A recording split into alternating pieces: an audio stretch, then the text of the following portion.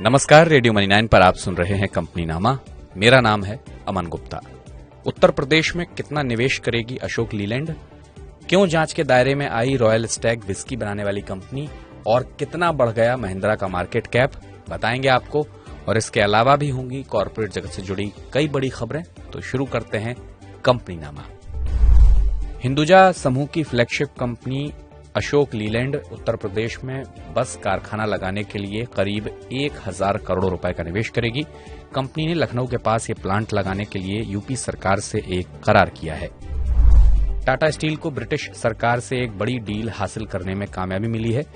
करार के मुताबिक टाटा स्टील और ब्रिटिश सरकार मिलकर पोर्ट टेलबॉट फैसिलिटी में इलेक्ट्रिक आर्क फर्नेक स्टील मेकिंग में निवेश करेंगी। इसमें कुल 125 करोड़ पाउंड का निवेश होगा, जिसमें से 50 करोड़ पाउंड रकम यूके सरकार देगी। रॉयल स्टैग विस्की बनाने वाली कंपनी पेरनॉड रिकार्ड मार्केट शेयर गलत तरीके से बढ़ाने के आरोप में सीसीआई जांच के दायरे में आ गई है। फ्रेंच शराब कंपनी पर दक्षिण भारत के कई रिटेलर्स ने ये आरोप लगाया है। टाटा समूह ने अपने करीब 13,000 करोड़ के निवेश वाले लिथियम आयन सेल प्लांट के लिए जगह के रूप में गुजरात के साणंद को चुन लिया है। ये वही जगह है जहां कभी टाटा मोटर्स का नैनो कार का कारखाना पश्चिम बंगाल से हटाकर ले जाया गया था। टाइम मैगजीन की दुनिया की टॉप 100 बेस्ट कंपनियों में भारत से सिर्फ इन्फोसिस को जगह मिली है। मैगजीन की 750 बेस्ट कंपनियों में इन्फोसिस के अलावा Reliance, Wipro, ITC, WNS global services, HDFC bank, HCL technologies और महिंद्रा ग्रुप शामिल हैं। स्पाइस जेट ने सुप्रीम कोर्ट की चेतावनी के बाद क्रेडिट सुइस को $15 लाख का भुगतान कर दिया है। कोर्ट ने 15 सितंबर को यह भुगतान करने का आदेश दिया था।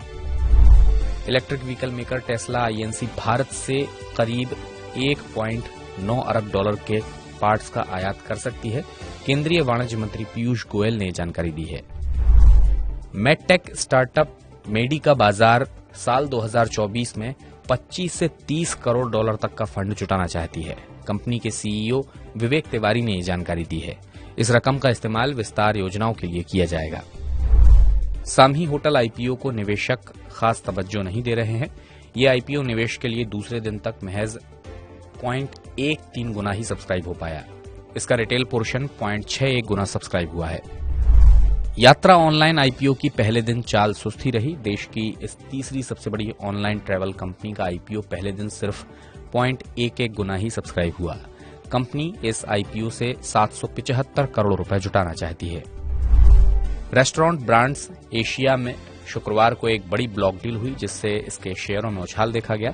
NSE के डेटा के मुताबिक इस डील में करीब 1494 करोड़ रुपए कीमत के 12 करोड़ 54 लाख शेयरों का लेन देन हुआ। ये कंपनी के कुल शेयरों का करीब 25.36% हिस्सा होता है।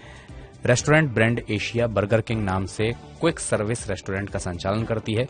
कंपनी के शेयर शुक्रवार को करीब 14% की उछाल के साथ ₹137.85 तक पहुंच गए। Auto company Mahindra and Mahindra के शेयर शुक्रवार को करीब 3% चढ़ गए। कारोबार के दौरान शेयर भाव ₹1610.50 की ऊंचाई तक पहुंच गए। कारोबार के अंत में ये 2.23% की तेजी के साथ ₹1600.90 पर बंद हुए। कंपनी का मार्केट कैप 2 लाख करोड़ रुपए के करीब पहुंच गया है। बजाज ऑटो के शेयर शुक्रवार को 7% तक उछलकर ₹5148.35 की नई ऊंचाई पर पहुंच गए। बैंक ऑफ अमेरिका ने इसके शेयर का डबल अपग्रेड करते हुए न्यूट्रल से सीधे खरीद की रेटिंग दी है। बैंक ऑफ अमेरिका ने इसके शेयर का डबल अपग्रेड करते हुए न्यूट्रल से सीधे खरीद की रेटिंग दी है। BSE पर कारोबार के अंत में शेयर करीब 6% की तेजी के साथ ₹5132.10 पर बंद हुए। इसी के साथ कंपनी नामा के इस बुलेटिन में मैं अमन गुप्ता चाहूंगा आपसे विदा। इसे लिखा है दिनेश अग्रहरी ने। बिजनेस, पर्सनल फाइनेंस और कॉर्पोरेट जगत से जुड़ी तमाम खबरों के लिए आप सुनते रहिए रेडियो मनी 9 और डाउनलोड कर लीजिए मनी 9 का मोबाइल ऐप। चलता हूं, नमस्कार।